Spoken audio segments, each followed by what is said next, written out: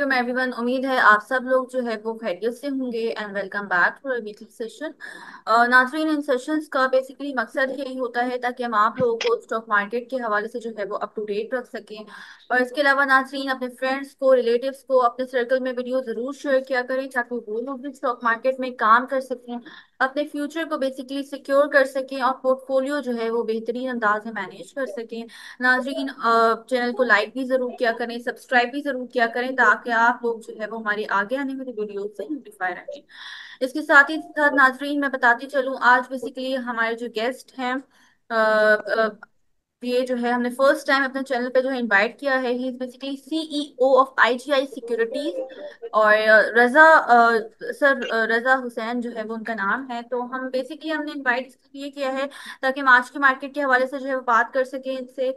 और बेसिकली जो पॉजिटिविटी चल रही है मार्केट में 2 दिन से after the rollover week, तो ये क्या वजह है? क्या प्राइम मिनिस्टर, हमारे जो प्राइम मिनिस्टर हैं वो चाइना जो विजिट किया है, तो यही مثبت जो है वो असर डाला है इस मार्केट को?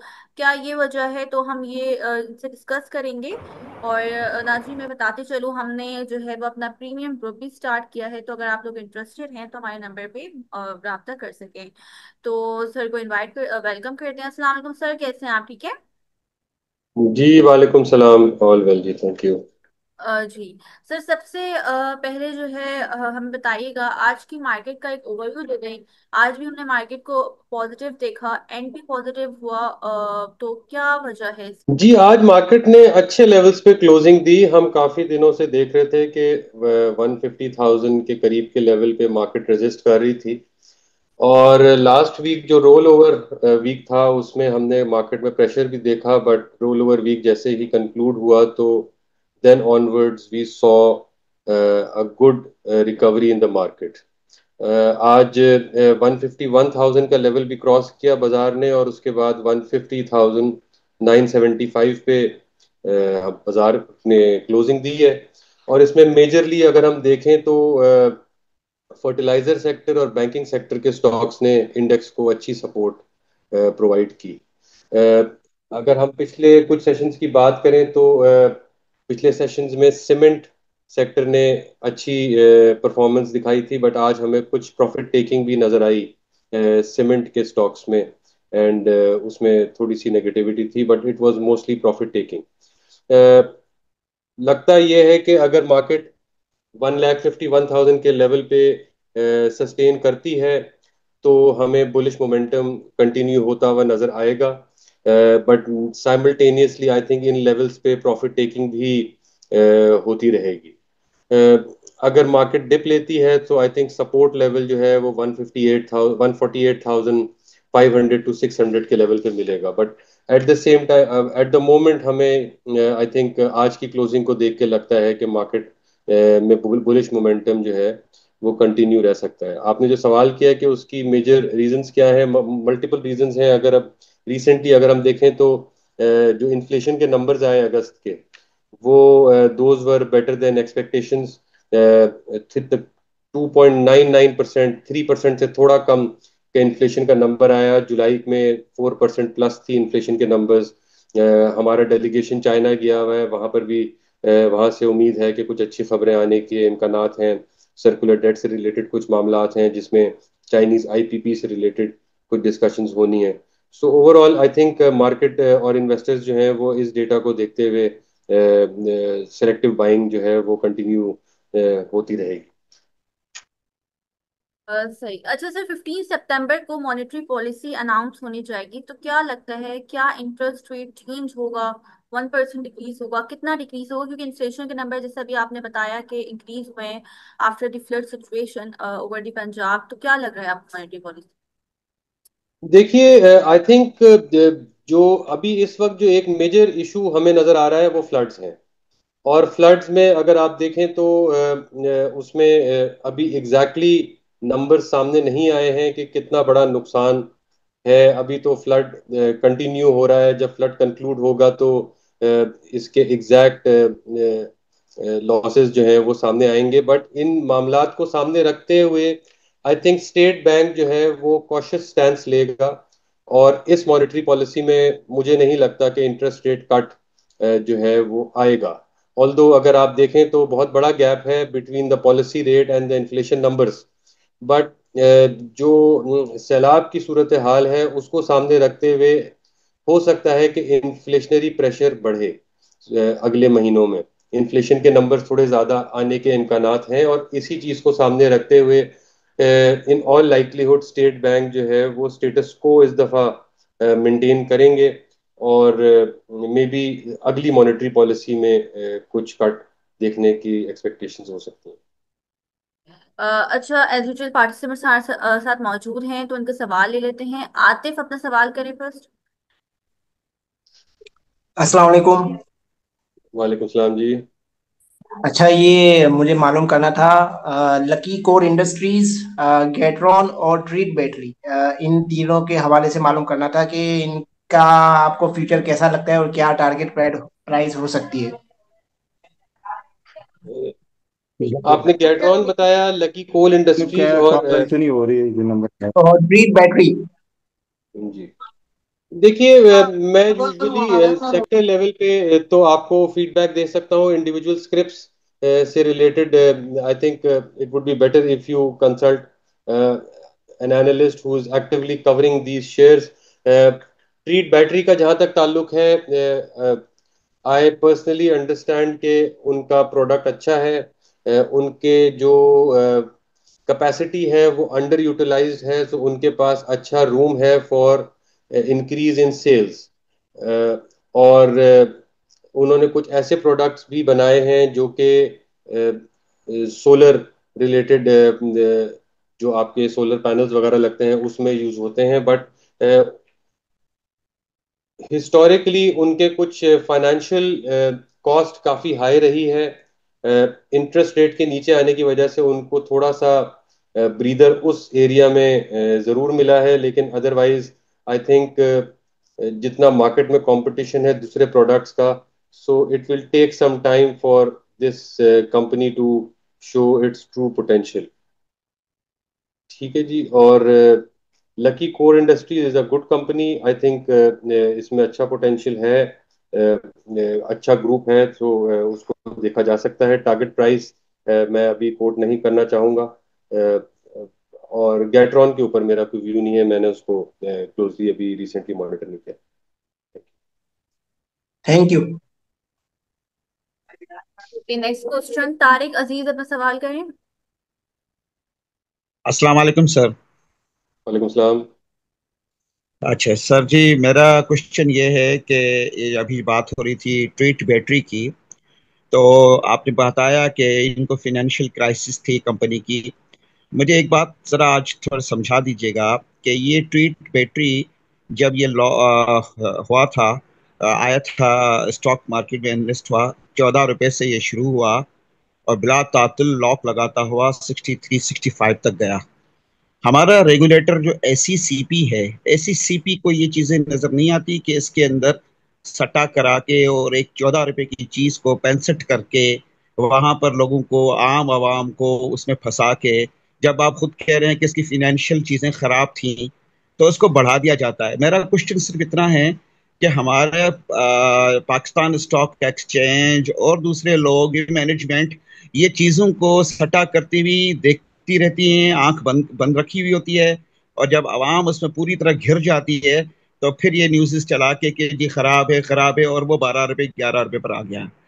तो इस पर जरा रोशनी डालिएगा कि हमारा रेगुलेटर क्या आंख खोल के उसको वो नोटिस क्यों नहीं निकालता जब एक चीज खराब है और उसकी फिनेंशियल खराब है, तो वो क्यों उसको स्टार्ट में ही जो है, ये जो हमारी आवाम है, हमारे जो कम लागत वाले मिस्कीन लोग हैं, वो फिर फंस जाते हैं, फिर दवाइयां देते रहते हैं, नुकसान करते हैं। देखिए, मैं उस पे आपको ये जरूर बोलूंगा कि बहुत सारे इन्वेस्टर्स ये मिस्टेक करते हैं कि कंपनी के फाइनेंशियल्स को देखे बगैर शेयर्स में इन्वेस्टमेंट करते हैं, और उसी की वजह से जो है वो फिर एट टाइम्स जो है वो लॉसेस भी बेयर करने पड़ते हैं। So investor education is very important.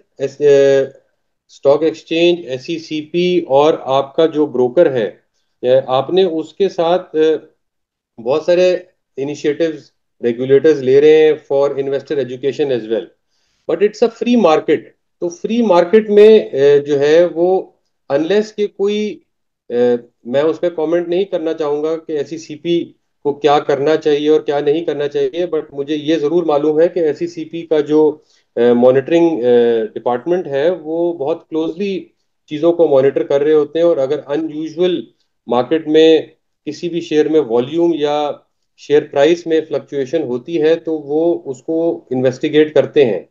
But at the same time for smaller investors हम हमेशा अपने इन्वेस्टर्स को ये एडवाइस करते हैं कि या तो आप खुद कंपनी की परफॉर्मेंस को स्टडी करें, और या फिर अपने ब्रोकर से और उनकी रिसर्च टीम से डिस्कस करें, और अगर ये दोनों चीजें नहीं कर सकते तो बेहतर ये है कि आप म्यूचुअल फंड्स का रास्ता अपनाएं और म्यूचुअल फंड्स के थ्रू स्टॉक मार्केट में एक्सपोजर लें, क्योंकि वहां पर जाहिर है जो फंड मैनेजर्स बैठे हुए होते हैं उनका डेली का काम यही है कि वो स्टॉक मार्केट को मॉनिटर करें और उन शेयर्स में इन्वेस्ट करें म्यूचुअल फंड्स के पैसे जो कि फंडामेंटली स्ट्रॉन्ग कंपनीज हैं। सो मेरी ये एडवाइस रहती है कि जी इन तीनों में से कोई एक चीज इन्वेस्टर्स को करना बहुत जरूरी है, ताकि आपकी इन्वेस्टमेंट जो है वो सिक्योर रहे और आपको एक कंसिस्टेंट रिटर्न जो है वो बाजार दे सके। Thank you. बहुत बहुत शुक्रिया सर। सब मैंने अपनी मेहनत से ही करना होगा और अपनी ही उस पे बिल्कुल आपकी बात मुझे समझ में आ गई, और बहुत बहुत शुक्रिया, जजाकल्लाह। Thank you. चलिए नेक्स्ट क्वेश्चन हैदर अली अपना सवाल करें। अस्सलाम वालेकुम सर। वालेकुम सलाम जी। सर काइंडली मुझे पाक इलेक्ट्रॉन और आयशा स्टील के बारे में फर्दर बता सकते हैं कि मतलब फर्दर इसमें ग्रोथ है? और पाक इलेक्ट्रॉन का स्पेशली बताइएगा सर, इसने कोई अपना बिजनेस जो है एक्सपेंड भी किया है, तो उस वाले से काइंडली पूछना चाह रहा हूँ। जी पाक इलेक्ट्रॉन फंडामेंटली तो ग्रो कर रहे हैं, बिजनेस एक्सपैंड भी कर रहे हैं, बट मैं usually target prices specific shares की जो है वो ऐसे फोरम्स पे देने से गुरेज करता हूँ, क्योंकि बेहतर ये होता है, जैसा मैंने अभी थोड़ी देर पहले बात की, कि आप अपने इन्वेस्टमेंट कंसल्टेंट, अपने रिसर्च एनालिस्ट के साथ जो कि इस शेयर को एक्टिवली कवर कर रहा है उससे डिस्कस करके और टारगेट प्राइस को सामने रखते हुए अपने इन्वेस्टमेंट डिसीजंस लें। I think that would be better. Thank you sir. But overall overall consumer durables की डिमांड मैं ये बता सकता हूँ कि क्योंकि ये पाक इलेक्ट्रॉन कंज्यूमर ड्यूरेबल्स में डील करती है, सो उसमें ग्रोथ है, उसमें पोटेंशियल है। सो ओवरऑल बेसिस पे I see this sector as a promising sector. Thank you sir, thank you so much. Okay Saleem अपना सवाल करें। अस्सलाम वालेकुम। अच्छा सर, जी सलाम। ओजीडीसी और पीएसयू को अगर हम इस रेट पे बाइंग कर सकते हैं, और आप इसका near to long term outlook कैसा लगता है आपको, अगर शॉर्ट से देखिए, एक ईयर सकते हैं? सॉरी आप अपना सवाल कंप्लीट करें। सर मैं कह रहा था, अगर एक साल के लिए मेरा इन्वेस्टमेंट प्लान है तो how you see these two items? देखिए एक जो बहुत इंपॉर्टेंट खबर जिसके ऊपर सबकी नजर है वो है सर्कुलर डेट की रेजोल्यूशन। और सर्कुलर डेट पे पहले जुलाई में बात हो रही थी कि इसकी पेमेंट हो जाएगी, जो कि अक्यूमुलेट हुआ है काफी अरसे से। उसके बाद उसमें डिलेज आ गए। उसमें कुछ चाइनीज आईपीपीज हैं जिनके सर्कुलर डेट की पेमेंट्स भी ड्यू हैं, और अभी होपफुली जो हमारा डेलीगेशन चाइना गया हुआ है तो उससे कोई पॉजिटिव आउटकम निकल के आ सकता है with regards to the payment that has to go to the Chinese IPPs. अगर इस मसले का हल निकल आता है और hopefully towards the end of September circular debt की पेमेंट हो जाती है जो कि तकरीबन 1.2 ट्रिलियन की है, तो एनर्जी चेन में आपको अच्छे रिटर्न्स देखने में आ सकते हैं। You can expect good returns in the entire energy chain, और उसके मेन बेनिफिशियरीज जो हैं वो ओजीडीसी, पीपीएल, पीएसओ वगैरह ही होंगे। बट मुझे नहीं पता कि आपके पोर्टफोलियो की कॉम्पोजिशन क्या है, आप एक साल का टाइम होराइजन बता रहे हैं, बट हम यूजुअली इन्वेस्टर्स को ये एडवाइस करते हैं कि आप अपने पोर्टफोलियो को 2 से 3 सेक्टर्स के अंदर डाइवर्सिफाइड रखें। तो अगर आपका इंटायर पोर्टफोलियो एनर्जी चेन में लॉक करने की आप बात कर रहे हैं, तो मैं आपको ये एडवाइस करूंगा कि इसमें थोड़ा सा डाइवर्सिफाई करें, दूसरे सेक्टर्स को भी अपने पोर्टफोलियो का पार्ट बनाएं, in addition to these oil stocks that you have mention. उसमें आप फार्मास्यूटिकल सेक्टर देख सकते हैं, सीमेंट सेक्टर देख सकते हैं, जिनमें अच्छा अपसाइड देखा जा सकता है। Thank you so much. Thank you. Ahmed Bilal अपना सवाल करें। अस्सलाम वालेकुम सर। जी वालेकुम सलाम। अच्छा सर, पाक इलेक्ट्रॉन, बीओकी और वेव्स कल तीनों कैप हुए हैं और आज कैप होते होते रिवर्स हुए हैं, तो इनको आगे आप क्या देख रहे हैं कि मजीद इनमें कैप होने की जो पावर है या यहाँ से रिवर्स होने के चांसेस भी हैं? और फार्मा में ग्लैक्सो के मतलब आप क्या कहते हैं? देखिए, आपने पहले दिन 3 शेयर्स की बात की, उसमें लिक्विडिटी बहुत ज्यादा होती है और वो उसमें वॉलेटिलिटी भी बहुत ज्यादा होती है। मैं ये जरूर देख रहा हूं कि इन लेवल्स पे प्रॉफिट टेकिंग होती रहेगी, आपको प्रॉफिट टेकिंग नजर आती रहेगी। ओवरऑल बैंकिंग स्टॉक्स में अभी भी अपसाइड पोटेंशियल है। उसमें बड़े बैंक्स भी हैं जिनको देखा जा सकता है। फार्मास्यूटिकल सेक्टर में अच्छा पोटेंशियल है। आई थिंक ग्लैक्सो को फंडामेंटली भी अगर देखें तो उसमें भी एक अच्छी अपसाइड देखी जा सकती है। और इसके अलावा भी कुछ फार्मास्यूटिकल कंपनीज हैं जिसको देखा जा सकता है। ओवरऑल अभी भी पोटेंशियल नजर आता है अपसाइड का, और फार्मास्यूटिकल सेक्टर इन पर्टिकुलर है, उसमें इतनी अभी रैली नहीं आई है, तो आई थिंक उसमें अच्छी अपसाइड मिल सकती है। Thank you sir. Thank you.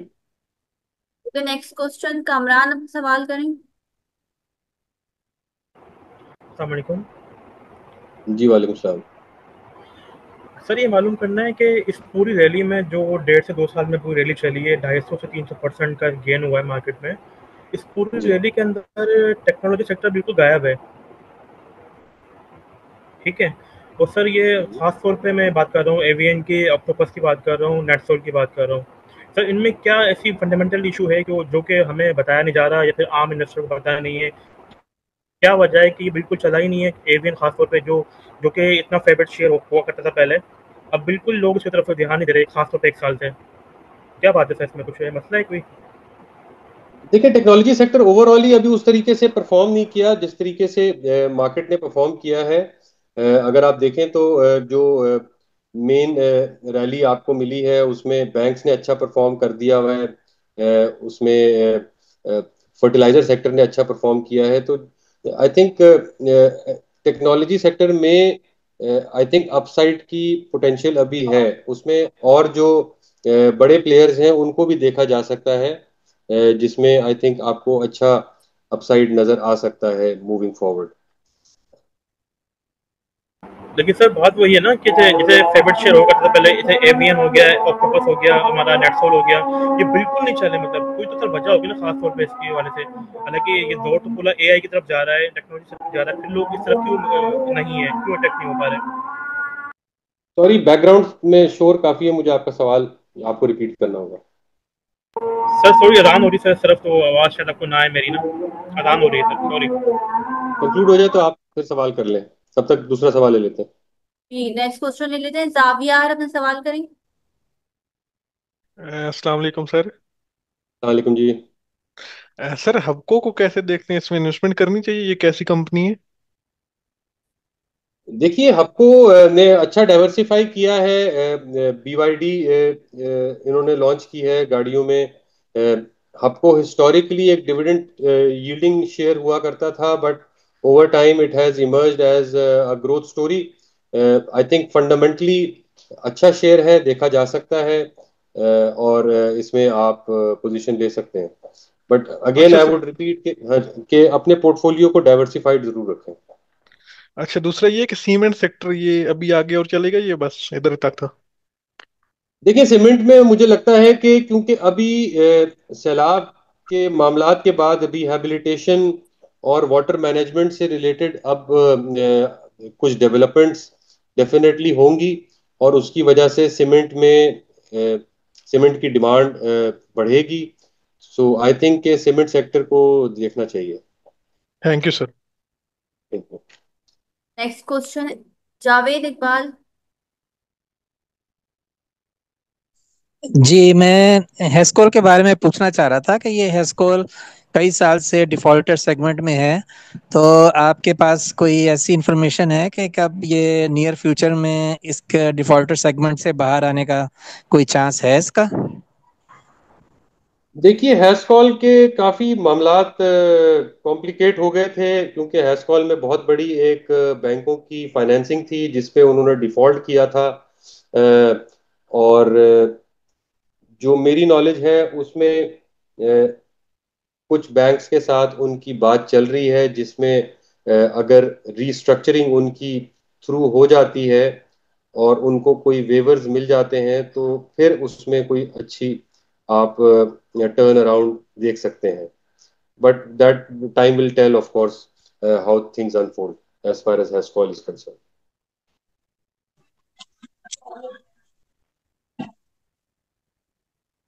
Question S Khan, अपने सवाल करें। जी अस्सलाम वालेकुम। क्या हाल है, खैरियत से हैं आप? जी सलाम जी। जी मेरा ये क्वेश्चन था कि देखिए मार्केट ऑल टाइम हाई है।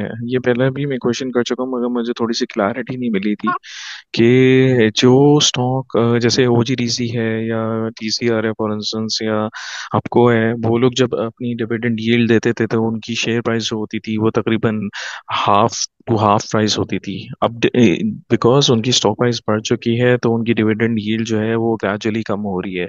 एक एज एन इन्वेस्टर अगर आप आते हैं तो आप यूजुअली एक परसेप्शन लेके आता है कि यार मुझे 15 से 20% का रिटर्न मिलेगा, लेकिन जो अच्छे अच्छे स्टॉक्स हैं because of their over valuation of the stocks, उनकी डिविडेंड यील्ड जो है वो बहुत कम हो गई है, 2%, 3%, 4% की चली गई है।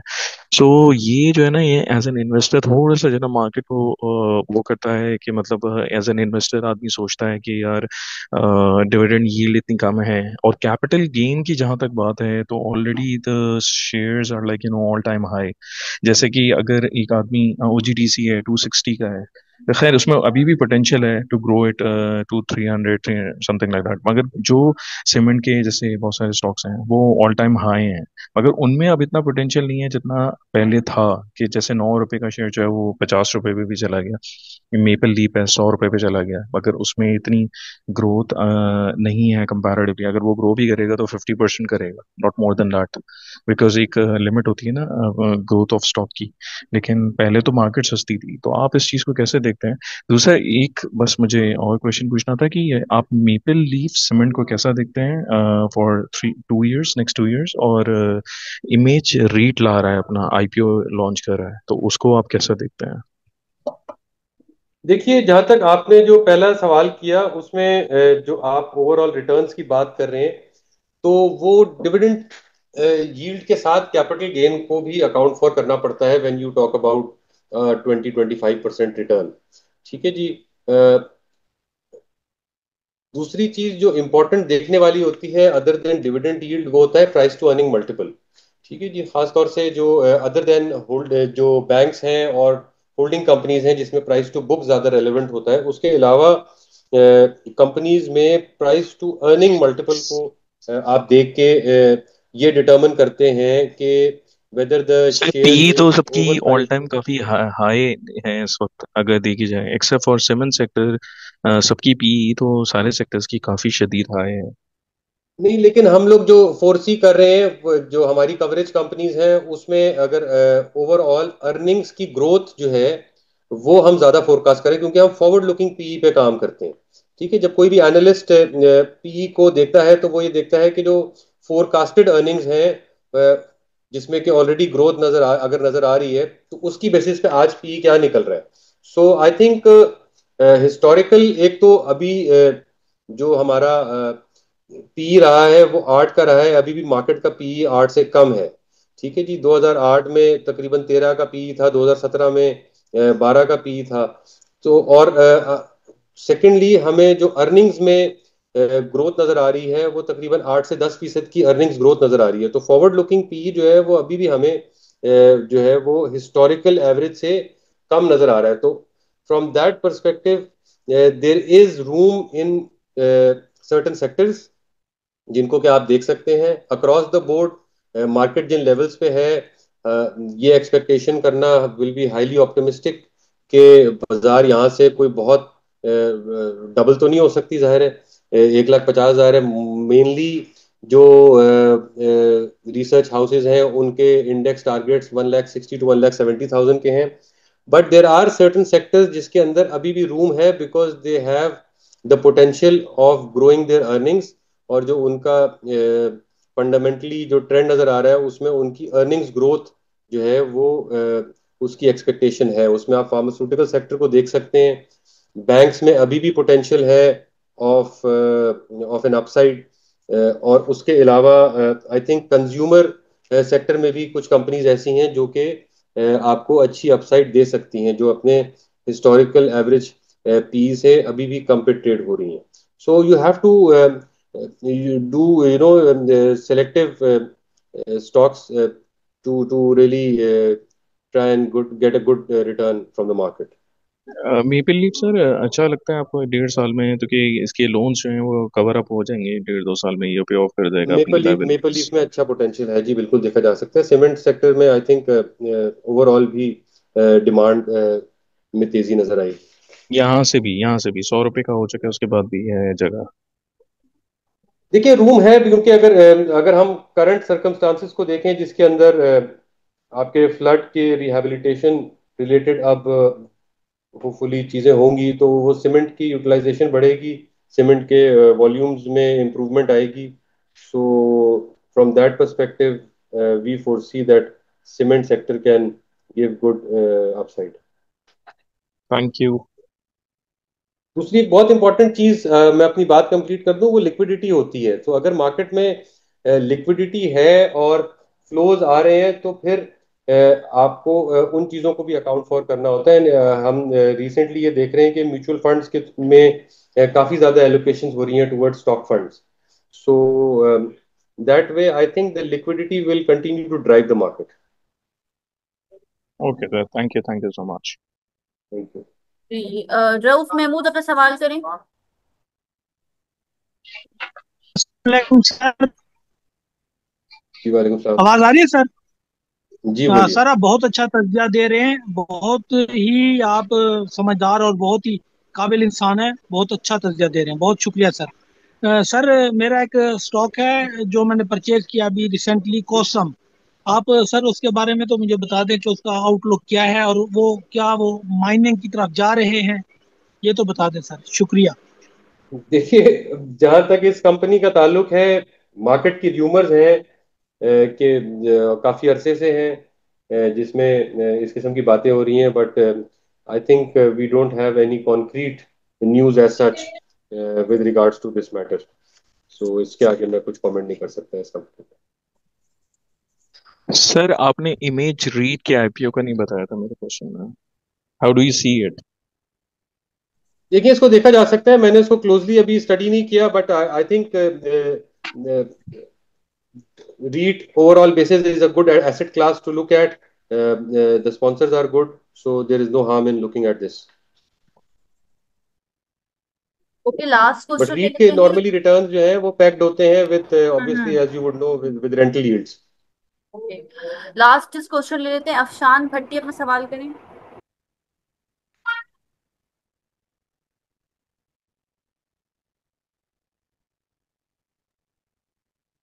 एसके। हेलो सलाम सर। हेलो सलाम सर। हेलो जी जी पूछिए। हाँ सर, मैं ये जानना चाह रहा था कि जैसे आप बैंकिंग सेक्टर की बात कर रहे हैं तो इसमें हम लोग प्राइस टू बुक वैल्यू को ही देख रहे होते हैं ज़्यादा करके, लेकिन प्राइस टू बुक वैल्यू के हिसाब से देखा जाए तो बहुत से स्टॉक्स ऐसे जो काफ़ी हाई हैं इस वक्त प्राइस टू बुक वैल्यू पे, लेकिन मार्केट उनको प्रेफर कर रही है, म्यूचुअल फंड्स उनको प्रेफर कर रहे हैं। तो इसके अलावा और कौन सी चीज़ है जिसको बेस बना के डिसीजन ले रहे हैं ये म्यूचुअल फंड्स और ऐसे बैंकिंग सेक्टर के स्टॉक्स जो कि प्राइस टू बुक वैल्यू पे ज़्यादा है उसको प्रेफर कर रहे हैं एज कम्पेयर टू वो जो प्राइस टू बुक वैल्यू पे लो हैं? तो कुछ आप गाइड कर सकेंगे और क्या चीज़ें हैं इसमें देखिए फर्दर देखने की? देखिए, अगर मैं टेक्निकल डिटेल्स में जाऊं तो एक एनालिसिस किया जाता है प्राइस टू बुक और आरओई का आपस में जो रिलेशन है उसको देख के डिटरमिन किया जाता है। तो अगर किसी बैंक की रिटर्न ऑन इक्विटी ज्यादा है तो उसके ऊपर हायर प्राइस टू बुक पे भी इन्वेस्टर जो है वो उसमें इन्वेस्टमेंट करने के लिए तैयार होता है। तो आपके सवाल का जवाब ये है कि प्राइस टू बुक के साथ साथ आरओई का जो रेशो है उसको भी जो इंस्टीट्यूशनल इन्वेस्टर्स हैं वो देखते हैं जब वो ये डिसाइड करते हैं कि वो higher price to book multiple के भी बैंक में इन्वेस्ट करें versus another bank which has a lower price to book, उसकी आरओई फिर कम होगी। ठीक है जी। सर तो क्या वेटेज देते हैं आरओई को या प्राइस टू बुक वैल्यू को, किस तरीके से इसको क्रैक करते हैं कि कौन सा लेना चाहिए? देखिए, मैं प्राइस टू बुक और आरओई का आपस में रिग्रेशन लगा के उससे डिटरमिन किया जाता है। एक टेक्निकल कैलकुलेशन होती है जिसको सामने रखते हुए आप ये डिटरमिन करते हैं कि what is the implied price to book that is relevant to the industry, और उसको सामने रखते हुए फिर आप जो है वो डिसीजन ले रहे होते हैं। बट मोटी मोटी बात यह है कि अगर किसी बैंक का रिटर्न ऑन इक्विटी ज्यादा है तो वो हायर प्राइस टू बुक पे भी ट्रेड हो रहा होगा और आपको नजर आ रहा होगा कि उसमें फिर भी डिमांड है क्योंकि उसका रिटर्न ऑन इक्विटी ज्यादा है। जिस तरह अगर आप इस्लामिक बैंक देखें तो वो हायर आरओई पे भी ट्रेड हो रहे हैं क्योंकि उसमें हायर प्राइस टू बुक पे ट्रेड हो रहे हैं क्योंकि उनका आरओई जनरली ज्यादा होता है। जो पैसा लगा हुआ है उस पर रिटर्न ज्यादा आ रहा है क्योंकि उनके मार्जिन ज्यादा हैं as compare to conventional banks. Thank you sir. तो आप थैंक यू। अगर किसी किसी बैंकिंग एनालिस्ट से थोड़ा सा और डिस्कस करेंगे तो वो आपको और ज्यादा समझा देंगे कि प्राइस टू बुक और आरओई को कैसे कैलकुलेशन में अकाउंट फॉर किया जाता है। ठीक है sir, thank you. Thank you.